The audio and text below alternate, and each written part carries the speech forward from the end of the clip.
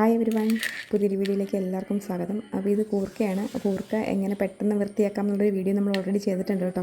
കാണാത്തവരുണ്ടെങ്കിൽ കാണണം. പലരും കൂർക്ക വൃത്തിയാക്കുന്ന പാടോർക്കുമ്പോഴാണ് ഇത് ഒഴിവാക്കുന്നത്. അപ്പോൾ അതാ കൂർക്ക ഞാൻ ചെറുതായിട്ട് ഇങ്ങനെ അരിഞ്ഞ് വെച്ചിട്ടുണ്ട് കേട്ടോ. ഇനി നമുക്ക് വേണ്ടത് കുറച്ച് വറ്റൽമുളക് വേണം, ഒരു സവോളയുടെ പകുതി എടുത്തിട്ടുണ്ട്, കുറച്ച് കറിവേപ്പിലയുണ്ട്, വെളുത്തുള്ളിയുണ്ട്, 3-4 കൊച്ചുള്ളിയുണ്ട് കേട്ടോ. ഇത് നമുക്ക് ജസ്റ്റ് ഒന്ന് ഒതുക്കിയെടുക്കണം കേട്ടോ. ഇതാ ഇങ്ങനെയൊന്ന് ഒതുക്കിയെടുത്താൽ മതി, തീർത്ത് അരിഞ്ഞങ്ങ് പോവേണ്ട. ഇങ്ങനെയൊന്ന് ജസ്റ്റ് ഒന്ന് കറക്കിയെടുത്താൽ മതി കേട്ടോ. ഇനി നമുക്കൊരു പാത്രം അടുപ്പത്ത് വയ്ക്കാം. അതിലേക്ക് ആവശ്യത്തിന് എണ്ണ ഒഴിച്ച് കൊടുക്കാം. നാടൻ രീതിയിലുള്ളൊരു മെഴുക്കുവരട്ടിയാണ് കേട്ടോ നമ്മൾ ഉണ്ടാക്കുന്നത്. പക്ഷേ എളുപ്പത്തിൽ ഉണ്ടാക്കുകയും ചെയ്യാം.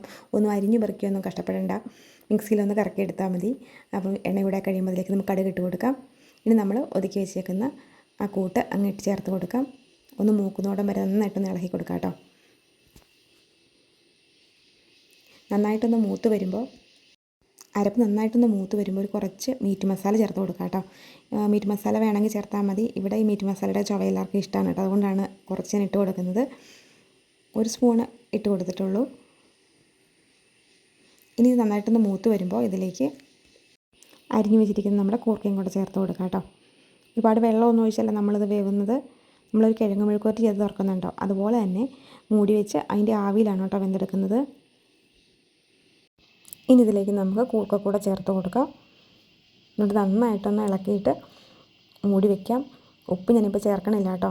ഞാൻ ഒരു 80% വേവായതിന് ശേഷമേ അടുപ്പ് വെച്ച് വേവിക്കുന്നതിനൊക്കെ ഉപ്പ് ചേർക്കാറുള്ളൂ. കുക്കർ വെച്ചാണെങ്കിൽ ഉപ്പ് ചേർത്തങ്ങ് വെക്കും. അല്ലെങ്കിൽ ഇങ്ങനെ ഒരു 50% 60% ഒക്കെ വെന്തതിന് ശേഷമേ ഞാൻ ഉപ്പ് ചേർക്കാറുള്ളൂ. അല്ലെങ്കിൽ പെട്ടെന്ന് വെന്ത് കിട്ടില്ല നമുക്ക്. മാത്രമല്ല വെള്ളം ഒഴിച്ച് നമ്മൾ വേവുന്ന കറിക്ക് ഒരു പ്രത്യേക ടേസ്റ്റ് ഒന്നും ഉണ്ടാവില്ല. നമ്മൾ ചേർക്കുന്ന സാധനത്തിന് ടേസ്റ്റ് പോലും ഉണ്ടാവില്ല കേട്ടോ. അതുകൊണ്ട് വെള്ളം ഒഴിച്ച് ഇങ്ങനെ വേവാതിരിക്കുക. ഇങ്ങനെ മൂടി വെച്ച് ഇടയ്ക്കൊന്ന് ഇളക്കി കൊടുത്ത് വീണ്ടും മൂടി വെച്ച് വെന്താൽ മതി. ഈ സാധനം നല്ല സോഫ്റ്റായിട്ട് നമുക്ക് വെന്ത് കിട്ടും. ഇപ്പം ഞാൻ ശകലം പോലും വെള്ളം ഇതിനകത്ത് ചേർത്തിട്ടില്ല കേട്ടോ.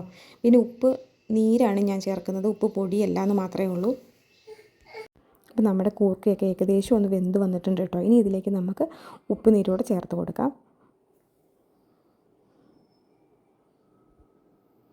അതാണ് ഞാൻ ആകപ്പാട് ഇതിനകത്ത് ചേർക്കുന്ന വെള്ളമയം കേട്ടോ. അല്ലാതെ ആ നീരാവിയിലിരുന്നാണിത് വെന്ത് കിട്ടുന്നത്. അപ്പോൾ അത് ഉപ്പ് ചേർത്തിട്ടുണ്ട്. ഇനി നമുക്ക് നന്നായിട്ടൊന്ന് ഇളക്കി ഒന്നുകൂടെ മൂടി വയ്ക്കാം.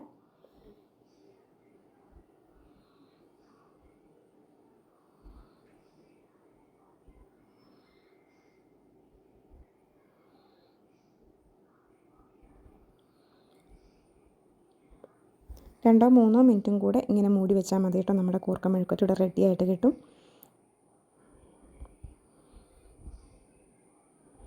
ഇത് നമ്മുടെ കൂർക്ക മെഴുക്കുവരട്ടി റെഡി ആയിട്ടുണ്ട് കേട്ടോ.